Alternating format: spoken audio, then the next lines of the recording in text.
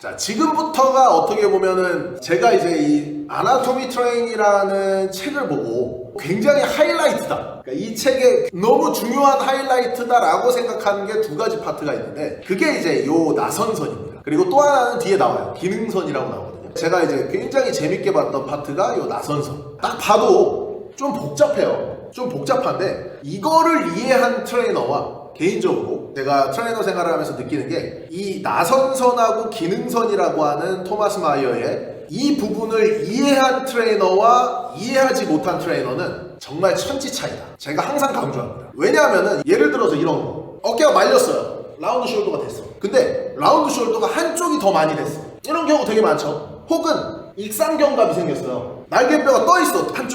한쪽 날개뼈가 떠 있어. 회원님들 중에 엄청 많죠. 그러면 인터넷에 이제 유튜브나 이런 데 검색하면 씨발 월슬라이드를 존나게 하세요. 월슬라이드를 존나게 하세요. 대부분 이러고 있어요. 자, 그분들이 이 토마스 마이어의 아나토미 트레인을 안 읽어봐서 그렇게 얘기를 할 수도 있는 거고, 그러니까 몰라서 그렇게 얘기할 수도 있는 거고, 아는데 자기가 이제 자기 필살기는 숨기려고 그러는 걸 수도 있어. 그러니까 뭐가 뭔지 모르겠지만 견갑이 떠 있는데, 예를 들어서 한쪽 어깨가 말려있고 한쪽 견갑이 떠 있는데 월슬라이드만 존나 시키는 트레이너들, 혹은 뭐 물리치료사분들까지 제가 싸잡아서 개 존나 깔 수 있는 이유가, 이 아나토미 트레인의 나선선을 이해하면 그게 얼마나 병신짓거리인지 이해할 수가 있어요. 제가 좀 강하게 얘기하는 이유는 그만큼 이 나선선이라는 게 어마어마하게 중요해요. 이거 이해하시면은 정말 많은 거를, 그리고 회원님들의 그런 몸을 볼 때 되게 3D 형태로 내가 그 회원님들의 몸을 관찰할 수 있다는 거를 이 파트를 이해하면은 100% 정말 이해하실 수 있을 겁니다. 보면은 판상근하고 능형근하고 전거근이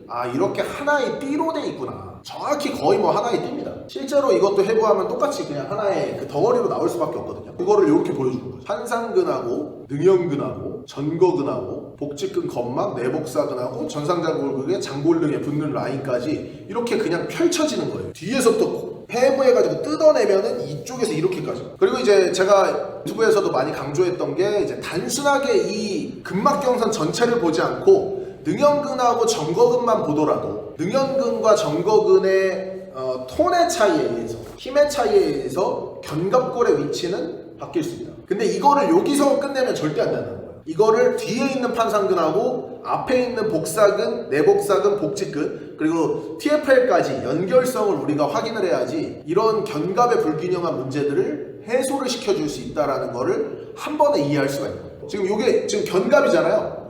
이거 지금 견갑을 뜯어서 든 거를 표현하는 거예요. 그러니까 견갑이 원래는 내 갈비뼈 이렇게 붙어 있어야 되는데 그 견갑골을 이렇게 뜯어서 든 거야. 이렇게 들었더니 능형근하고 전거근은 그냥 하나더라. 이걸 이제 보여주는 겁니다. 구조적으로. 그리고 여기서 이제 진짜 중요한 파트가, 이 전거근은 외복사근하고 내복사근하고 연결을 그대로 가져와서 반대쪽 장골에 들어가는 거예요. 이 고리를 끊지 못하면, 판상근으로 시작해서 이렇게 한 바퀴 돌아서 반대쪽 여기서 끝나는 이 고리 중에 뭔가 문제가 생기는 걸 끊지 못하면 몸의 밸런스는 깨질 수밖에 없다라는 거를 마찬가지로 한 번에 이해할 수 있어요. 그리고 이거를 이제 되게 잘 보여주는 게, 창 던지기 선수였나 이 사람이. 데피니션 되게 좋은 사람을 놓고 몸을 비틀게 하잖아요. 그럼 이 회전되는 나선선의 라인이 그대로 보여요. 데피니션 좋은 사람. 왜 보디빌딩 포즈 할 때도 이런 게 그대로 나옵니다. 왜 보디빌딩 포즈 할 때 몸을 딱 돌리는 그 동작을 했을 때 반대쪽 장골에서부터 전거근으로 연결되는 이 복근 복합체라고 얘기를 해야겠죠. 사실 근막경선에는 복직근, 외복사근, 내복사근 따로로 얘기 안 하는 거예요. 내복사근, 복직근, 외복사근은 하나의 통으로 연결돼서 반대쪽 전거근으로 딱 달라붙어요. 그렇기 때문에 내 몸을 비틀게 되면 존나 살쪄서 이게 안 보일 뿐이지, 실제로 근육 입장에서는 이렇게 근막적인 하나의 연속성을 가지고 있다는 걸 바로 이해할 수가 있는 거죠. 근데 이제 이쪽의 근막과, 잘 생각해보세요. 이쪽의 나선선 교차되어 있잖아요. 한쪽의 나선선이 세면 어떻게 되겠어요? 이렇게 가는 거예요. 무조건 가는 거예요. 무조건. 그래서 한쪽 어깨가 불균형하신 분들은 대부분이 이 나선선에서 진짜 많이 잡아낼 수 있어요. 정말 많이 잡아낼 수 있어요. 실제로 저도 이제 회원님들한테 이 나선선에 대한 걸 공부하고 저한테 방문해서 뭐 어깨 불균형이 있거나 이런 분들이 오셨어요. 그럼 10명이 오면은 거의 한 8명은 다 잡아낸단 말이에요. 근데 안 잡히는 사람이 있어. 제가 지식이 부족할 수도 있고 그 사람이 구조적으로 문제일 수도 있어요. 그러니까 진짜로 뼈가 이상하신 분들이 있거든요. 그러니까 태어날 때 내가 태어났는데 어깨뼈가 그냥 달라. 이런 사람은 어떻게 할 수가 없는 거예요. 근데 근육적인 불균형, 근막적인 불균형이 있는 분들은 대부분 이런 걸 해소해주면 좋아질 수 있다. 이걸 알 수가 있는 거죠. 그리고 이제 대퇴근막 장근하고 IT 밴드, 이것도 뭐 하나라고 봐야겠죠. 이거를 사실 따로 떼서 얘기하는 것도 되게 이상한 얘기가 되는 거예요. 그리고 이제 그 IT 밴드가 연결돼서 정경골근하고 연결되고, 정경골근이 메타타자 1번 안으로 들어가는 거, 그리고 그 라인이 그대로 슬링화돼서 비골하고 연결되어 있는 연속성, 이 비골하고 올라가서 대퇴이두근하고 연결되는 이 연속성이 이 그림 하나를 보면 그냥 끝나는 거예요. 장비골근하고 정경골근은 그냥 하나다. 아나토미 트레인 이 책에서도 이렇게 얘기를 해요. 아, 이거를 해부를 할 때 그냥 하나더라, 연속돼 있지, 이거를 나눈다라는 게 사실 더 어려운 얘기다,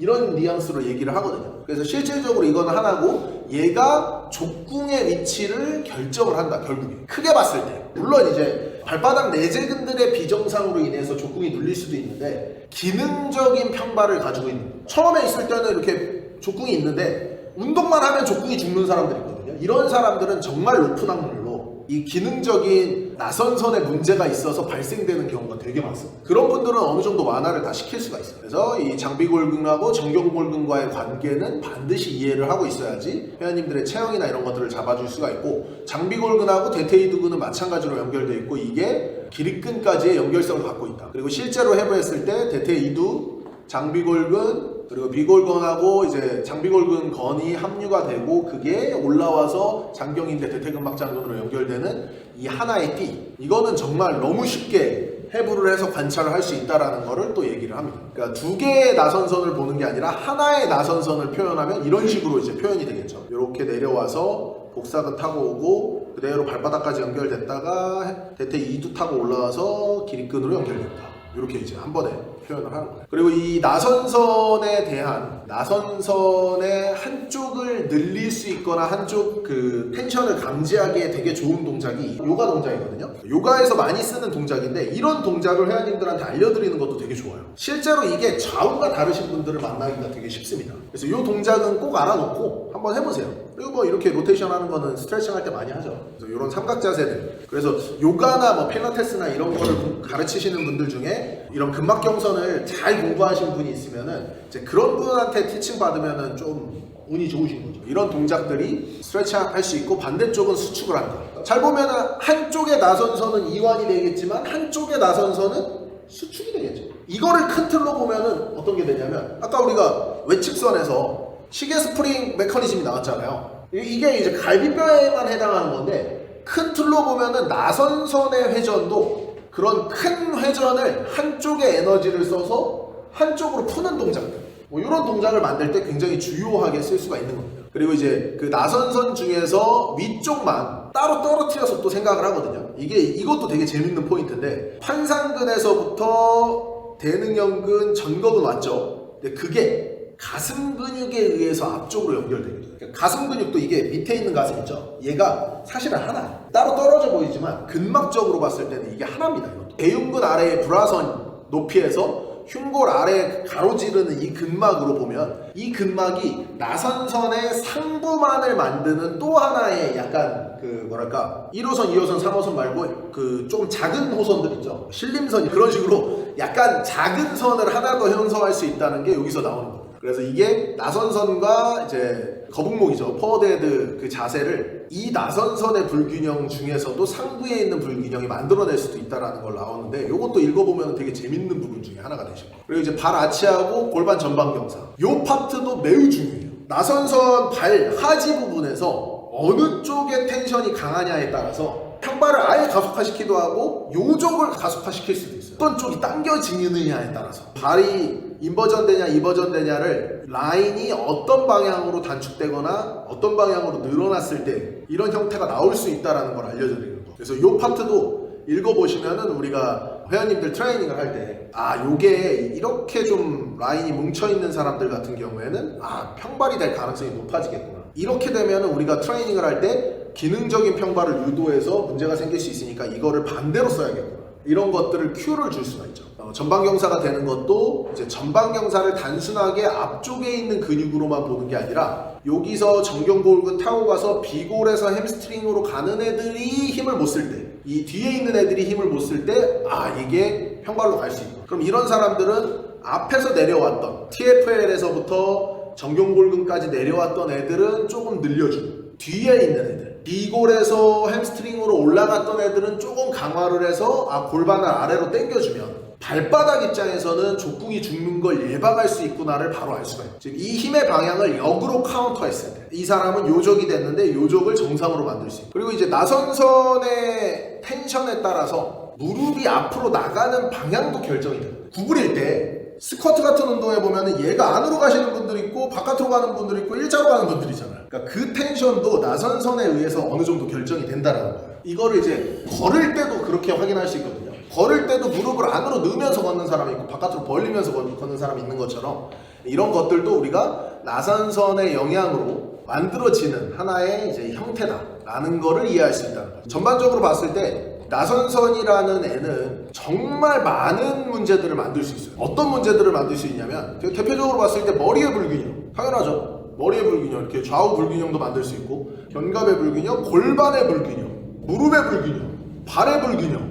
잘 생각해보면 내 몸 전체의 불균형하고 연관성을 가질 수밖에 없는 근막 경선이기 때문에 얘를 우리가 정말 끊임없이 보면서 탐구를 해보고 이거를 회원님들한테 써먹다 보면은 진짜 좀 다양한 시각을 가질 수 있다는 거를 확인을 하실 수가 있을 거예요.